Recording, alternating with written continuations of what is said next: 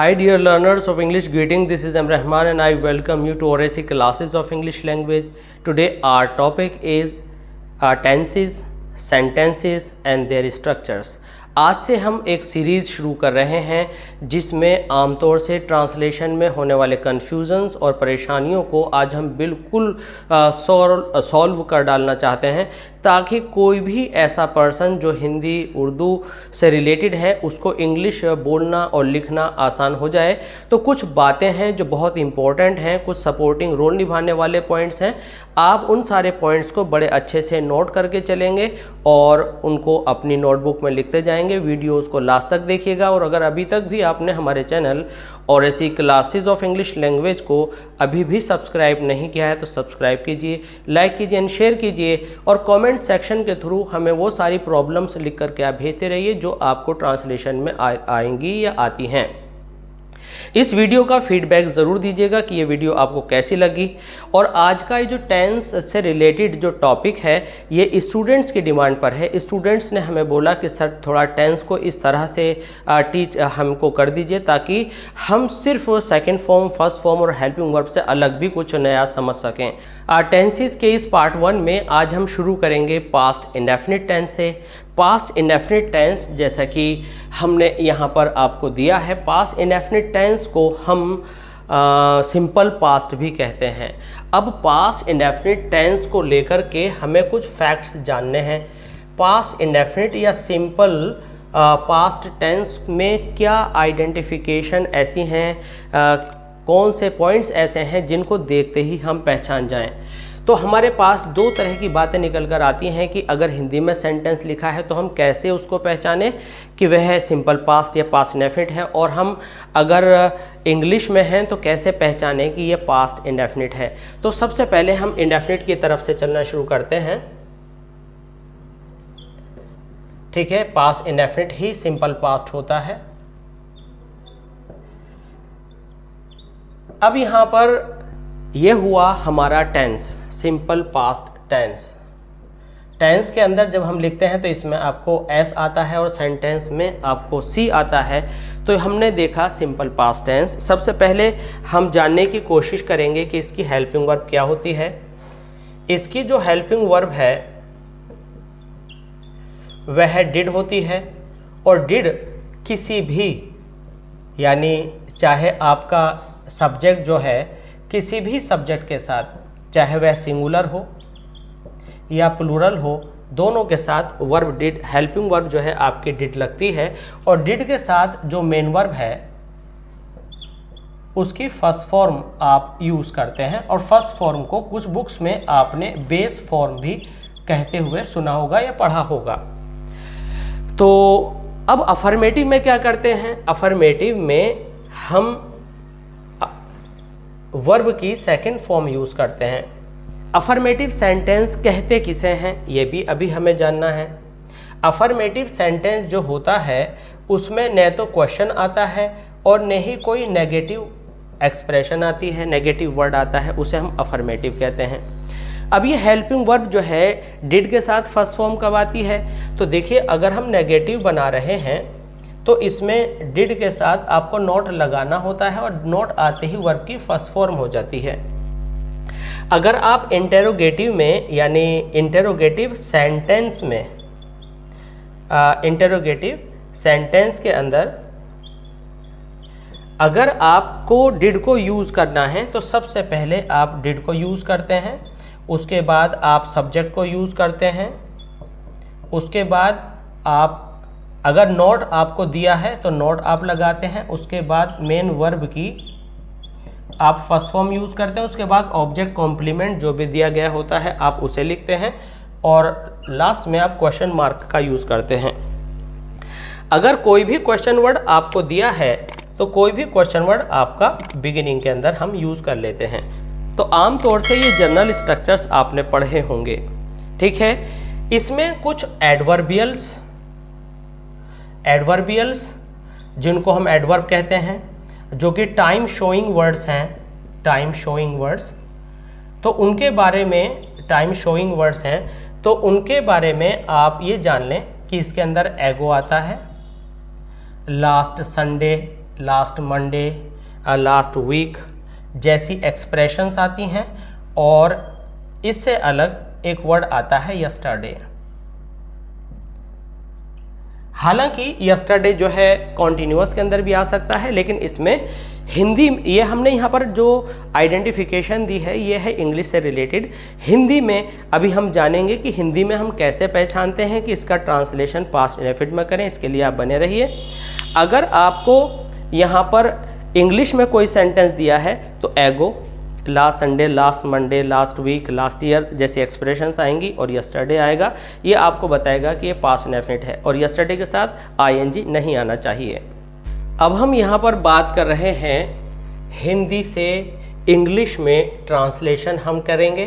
तो हिंदी से जब इंग्लिश में हम ट्रांसलेशन करेंगे, हिंदी टू इंग्लिश या उर्दू टू इंग्लिश, तो हिंदी और उर्दू में जब हम बोलते हैं और लिखते हैं काफ़ी डिफरेंस होता है। फिर भी अगर हम बोलने की बात करें तो उर्दू हिंदी काफ़ी सिमिलर होती हैं। लिखने में इंग्लिश को जब हम यूज़ करते हैं तो ग्रामेटिकली लगभग हिंदी वाली बात इंग्लिश पर अप्लाई कर सकते हैं आप, और यहाँ पर आप इसे सीखें तो जल्दी समझ जाएंगे। हिंदी टू इंग्लिश, सपोज कीजिए यहाँ पर हमने एक सेंटेंस लिखा अफर्मेटिव। अफर्मेटिव सेंटेंस के अंदर इसको हम, अफर्मेटिव सेंटेंस जो है हमारा स्टेटमेंट भी कहलाता है।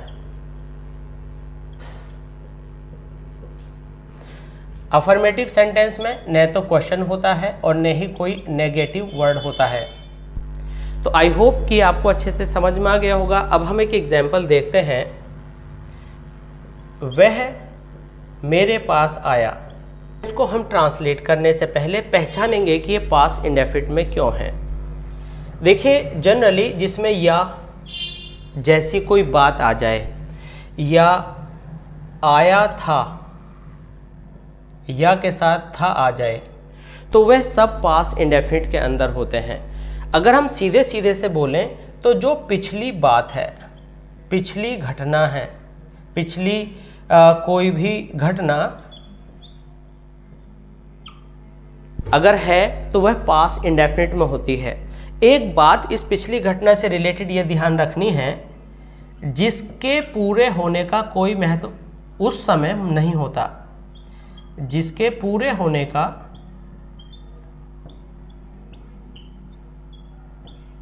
महत्व नहीं होता बोलने के समय पर।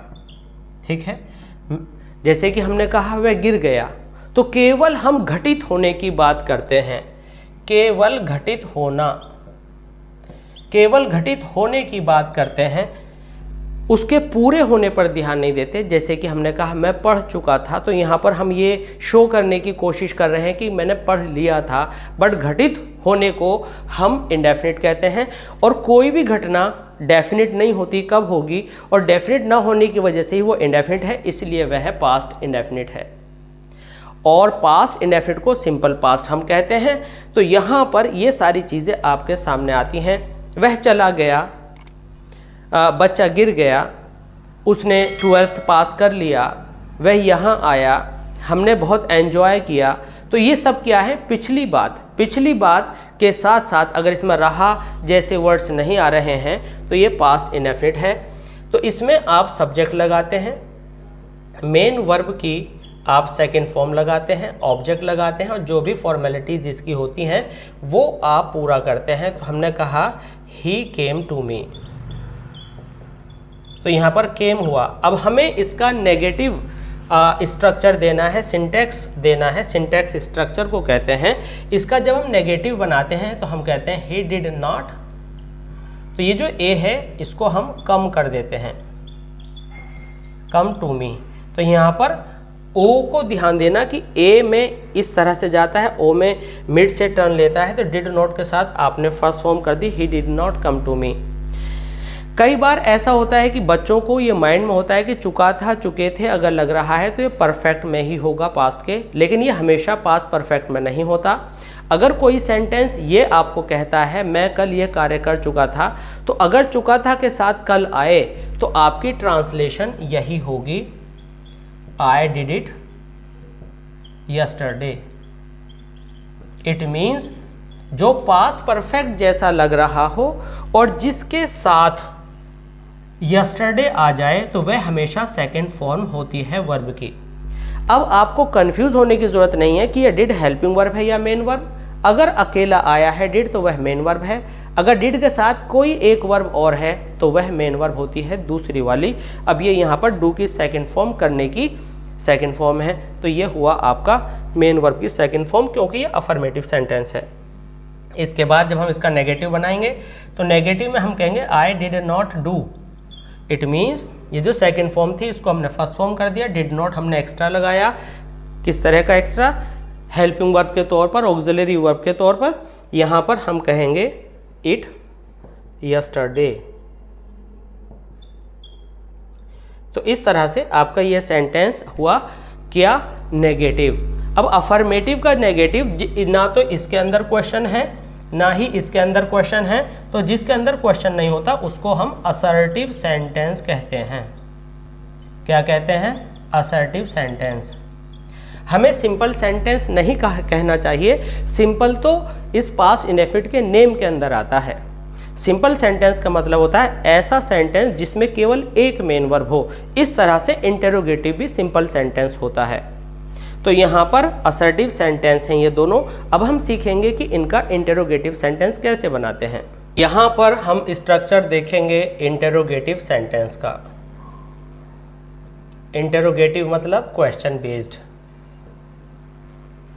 इंटेरोगेटिव सेंटेंस, अभी हमने बात की थी कि सेंटेंस जब हम लिखते हैं या उसका जो स्पेलिंग है उसमें सी लगाते हैं, और जो हमारा टेंस है उसमें आप देख रहे हैं कि एस लग करके आता है। तो इंटेरोगेटिव सेंटेंस में क्या होता है? क्या, क्यों जैसे कुछ क्वेश्चंस होते हैं और उन क्वेश्चंस के आधार पर हम अपना सेंटेंस बनाते हैं। फॉर एग्जाम्पल हमारे जो इंटेरोगेटिव सेंटेंसेस हैं वो दो तरह के हैं, जिसको हम एक वहा टाइप कहते हैं और एक होता है yes no type. Yes no type एक होता है यस नो टाइप। तो जो वहा टाइप है उसमें वाई, वेयर, व्हेन ये सारे वर्ड्स आते हैं, जैसे कि वह कहाँ गया। दूसरा सेंटेंस है क्या आपने एक बुक खरीद ली। क्या आपने एक बुक खरीदी या खरीद ली। अब इसमें जवाब आएगा यस या नो। इसमें जवाब आएगा पूरा डिटेल में। डिटेल से मतलब कि कहाँ गया उस जगह को पूरा बताना पड़ेगा। यहाँ यस नो का कोई भी यूज़ नहीं है। तो इस तरह की ट्रांसलेशन देखें, वह कहाँ गया, वेयर यानी पहले क्वेश्चन वर्ड, उसके बाद आपका डिड जो कि गया, आया, खाया पिछली बात शो कर रहा है, उसके बाद डिड, वेयर डिड, उसके बाद ही और फिर गो, गो वर्ब की फर्स्ट फॉर्म। तो इस तरह से क्वेश्चन वर्ड, फिर हेल्पिंग वर्ब, फिर आपका सब्जेक्ट और फिर मेन वर्ब की फर्स्ट फॉर्म। उसके बाद आता है तो ठीक है, और कुछ भी नहीं आता तो ठीक है, ये आप देखेंगे। ठीक है। अब क्वेश्चन वर्ड अगर हम यहाँ से हटा दें, केवल हेल्पिंग वर्ब से शुरू करें, क्या आपने एक बुक खरीदी, तो इसका ट्रांसलेशन बनेगा did you buy a book. तो हमने यहाँ कोई क्वेश्चन वर्ड नहीं लगाया, तो क्योंकि इसका आंसर यस या नो था, तो हम हेल्पिंग वर्ब से शुरुआत करते हैं और बिना नोट के भी हेल्पिंग वर्ब हमें लगानी पड़ती है। लेकिन अगर क्या इनसाइड आ जाए, आपने क्या किया है, यानी मुझे डिटेल बतानी पड़ेगी, केवल यस या नो से काम चलने वाला नहीं है, तो हम लिखेंगे व्हाट डिड यू डू। तो यहाँ पर हमने सीखा कि हमें सिंपल सेंटेंस नहीं कहना है। इंटरोगेटिव में हम सवाल करते हैं, उसके अंदर हम हेल्पिंग वर्ब का 100% हमें यूज़ करना होता है, और अगर नेगेटिव नहीं है और इंटरोगेटिव भी नहीं है तो हम फिर सेकंड फॉर्म का यूज़ करते हैं। अब हम उन एडवांस बातों को जानने वाले हैं जो पास्ट इनडेफिनिट में हमें ज़्यादातर परेशान करती हैं। अब आप उनको सीखें, और जो ट्रांसलेशन अब हम करेंगे वे कुछ ट्रेडिशनल पैटर्न से अलग होंगी। और अब हम ये जानेंगे कि कई बार ट्रांसलेशन करने के कुछ पॉइंट्स। पहला पॉइंट इम्पोर्टेंट यह है कि हर वर्ड की जैसी इंग्लिश होती है वैसी हिंदी नहीं होती, या जैसी हिंदी या उर्दू होती है वैसी इंग्लिश नहीं होती। जब हम एग्जामिनेशन में ट्रांसलेशन करने बैठते हैं तो हम लिटरली ट्रांसलेशन करने की कोशिश करते हैं, मीन्स जैसा जैसा शब्द नज़र आता है वैसा वैसा हम इंग्लिश करते हैं, ऐसा नहीं होता। फॉर एग्ज़ाम्पल, हम एक एग्ज़ाम्पल देकर यहाँ पर बात कर रहे हैं कि हमने कहा वह फूट फूट कर रोने लगा। अब हमें यह पता है रोने लगा, ये वह आ गया, ठीक है, वह रोया। अब वह रोया में रोया तो पास इंडेफिनिट का है, तो रोया की वीप वेप्ट वेप्ट यानी सेकंड फॉर्म आप लगाएंगे, तो क्या हुआ, ही वेप्ट। अब एडवांस फॉर्म में हमें पता लगा कि भाई जैसे हमारे वर्ड्स होते हैं वैसी ही इंग्लिश हर बार नहीं आती। अब ये भी हमें पता लगा कि अब तक हमने या था या चुका था जैसे वर्ड्स पढ़े थे। अब हम सीखेंगे कि पास्ट इंडेफिनिट में ऐसे वर्ड्स का हमेशा कोई एग्जिस्टेंस नहीं है। अब यहाँ पर गा वर्ड आ गया, वह रोने लगा, वह फूट फूट कर रोने लगा। तो सबसे पहले फूट फूट कर रोना, ये हमारे लिए एक चैलेंज बन जाएगा। फूट फूट कर रोना ये एक मुश्किल बन गया वर्ब, क्योंकि हमने तो केवल वर्ब वीप वेप्ट वेप्ट याद की थी, यहाँ से कॉम्प्लिकेशंस शुरू होती हैं। तो रोने लगा, अब रोना भी था और लगा भी था। अब गागी ये तो हमें मालूम था कि फ्यूचर में आता है, ये बात बिल्कुल 100% सही नहीं है। गा पास्ट इंडेफिनिट में भी आता है। रोने लगा ये पिछली बात है, रोने लगा इज इक्वल टू रोया हियर। यहाँ पर गा का मतलब रोने की पिछली बात से रिलेशन है, तो वह फूट फूट कर रोने लगा। तो गा को देखकर आप फ्यूचर बिल्कुल आंख बंद करके न माने, पहले सेंस निकालने की कोशिश करें। तो हम लिखेंगे ही बर्स्ट इनटू टीयर्स। अब रोने लगा का जो वीप वेप्ट वेप्ट था, जो हमारा लिटरल मीनिंग था, जो शाब्दिक अर्थ था, वो हमने यहाँ नहीं लगाया। बस यही हम बताना चाहते थे कि जब हम कोई इंग्लिश बोलते हैं तो हमेशा जैसा वर्ड है वैसे ही इंग्लिश का यूज़ नहीं करते, बल्कि कुछ चेंजेस भी करते हैं। इस तरह के वर्ड्स को हमें लर्न करना होता है। हमारी रीडिंग बहुत अच्छी होनी चाहिए। हम अपने लिटरेचर को जितना ज़्यादा बारीकी से पढ़ेंगे और इन वर्ड्स की स्टडी करेंगे, उनको हमें कलेक्ट करते रहना चाहिए। ही बर्स्ट इनटू टीयर्स, तो अब हमें यहाँ से ये पूरा ग्रुप लर्न कर लेना है कि बर्स्ट इनटू टीयर्स का मतलब है फूट फूट कर रोने लगना। और इस तरह की फिक्स जो हमारा ग्रुप ऑफ वर्ड्स है जिसमें हम कुछ चेंज नहीं कर सकते, उनको कोलोकेशंस कहते हैं। तो अच्छी ट्रांसलेशन के लिए हमें वर्ड मीनिंग्स लर्न होने चाहिए, कोलोकेशंस लर्न होनी चाहिए, फ्रेजेस याद होने चाहिए, फ्रेजल वर्ब्स याद होने चाहिए, इडियम्स याद होने चाहिए। इन सब से रिलेटेड वीडियोस हमारे चैनल पर अवेलेबल हैं, उनके लिंक्स हम आपको डिस्क्रिप्शन बॉक्स में देंगे, वहां से क्लिक करके आप इनको सीख सकते हैं। अब पास्ट इंडेफिनिट का जो एडवांस्ड फॉर्मेशन है उसको अब हम यहाँ पर सीखने वाले हैं, और कुछ ऐसे सेंटेंसेस हम लेंगे जो आमतौर से हमसे बनते नहीं हैं, या हम उनको किसी और तरह से सीख जाते हैं। फॉर एग्जाम्पल, हमने एक सेंटेंस लिया, ये आपके स्पोकन में भी काम आते हैं। वह बुरा मान गया, वह बुरा मान गया। अब बुरा मान गया, अब ऐसी वर्ब्स हमने लर्न नहीं की हैं क्योंकि हमें तो सीधा सीधा पढ़ना आता था। यहाँ से आपका एडवांस फॉर्म शुरू हो रहा है, जैसे कि हमने बोला, तो आप कहेंगे he minded it, उसने बुरा नहीं माना, he did not mind it। क्या उसने बुरा माना, did he mind it या not mind it। तो जब भी आप अकेले में बैठे हों और अपने आप को बहुत स्पीड अप करना चाहते हो तो आप बहुत जल्दी जल्दी बोलिएगा, he told a lie, he did not tell a lie, did he tell a lie। एक ही सेंटेंस को 3 तरह से बोलिए, और बहुत कम वर्ड्स का एक सेंटेंस लीजिए, कम से कम 3 वर्ड्स उसके अंदर ज़रूर होंगे, 4 वर्ड्स होंगे। For example, he spoke English, he did not speak English, did he speak English।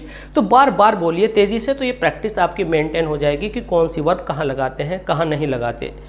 तो इस तरह से वह बुरा मान गया, तो यह बुरा मानने को माइंड करना कहते हैं, और माइंड करना जब आप बोलते हैं तो फिर आप उसको अपने सेंटेंस में यूज़ कर सकते हैं। ऐसे ही कुछ और सेंटेंसेस देखते हैं। उसने हमारी बातों में अपनी टांग अड़ाई, उसने हमारी बातों में अपनी टांग अड़ाई। अब यहाँ पर टांग अड़ाना यानी कि अब हम इडियोमैटिक लैंग्वेज की तरफ चल रहे हैं। कुछ इडियम्स है, जैसे अंधे की लकड़ी होती है, बट वहाँ पर ब्लाइंड और वुड जैसे कोई वर्ड्स यूज़ नहीं होते। तो टांग अड़ाने को हमें समझना पड़ेगा क्या कहते हैं। इट मीन्स ही, आप लिखेंगे CHIMED, he chimed in our conversations. तो यहाँ पर शिम्ड इन अपनी टांग अड़ाई की सेकंड फॉर्म है। और अगर आप इसका इंटेरोगेटिव बनाना चाहते हैं तो आप डिड पहले लगाएंगे क्योंकि सेकंड फॉर्म थी। तो आप लिखेंगे did he in our conversation, या तो आप कहेंगे did he chime in our conversation.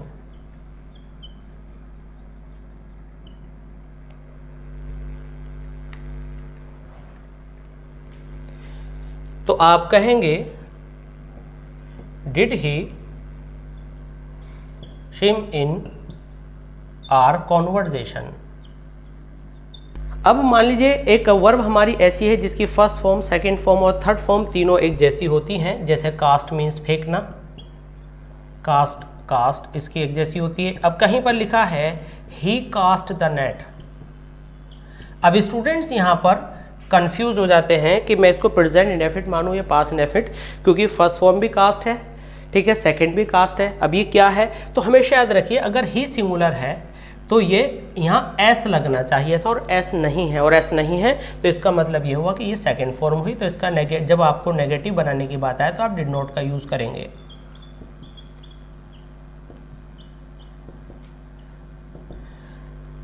तो हमारा ये पार्ट यहीं पर पूरा होता है और अगले पार्ट में हम पास्ट इनडेफिनिट के उन फॉर्म्स के लेकर के, एडवांस फॉर्म को लेकर के बात करेंगे जिसमें पास्ट इनडेफिनिट बिल्कुल पास्ट इनडेफिनिट जैसा नहीं लगता लेकिन फिर भी पास्ट इनडेफिनिट लगता है, और पास्ट इनडेफिनिट की जो अपीयरेंस है, जैसे कि हमने या था या करने लगा जैसे एक्सप्रेशन सीखी थी, इनसे भी अलग कुछ दूसरी ऐसी एक्सप्रेशंस हैं जहाँ पर पास्ट इनडेफिनिट लगता है। देखने में हमें चाहे कुछ भी लगे वहाँ पास्ट इनडेफिनिट ही लगेगा। तो वह जगह कौन कौन सी हैं, वह है कौन कौन से सेंटेंसेस हैं, और अभी पास्ट इनडेफिनिट के ऐसे कितने रूप हैं कि जो कि देखते ही एकदम सेकंड फॉर्म में समझ में नहीं आते। इसको हम डिस्कस करेंगे अपने सेकंड पार्ट में। जब तक आप हमारी वीडियोस को देखते रहिए, समझते रहिए, और चैनल अगर आपने अभी तक भी सब्सक्राइब नहीं किया तो सब्सक्राइब कीजिए, लाइक कीजिए एंड शेयर कीजिए। मिलते हैं जल्दी दूसरी वीडियो के साथ। Thanks for being with us, thanks a lot.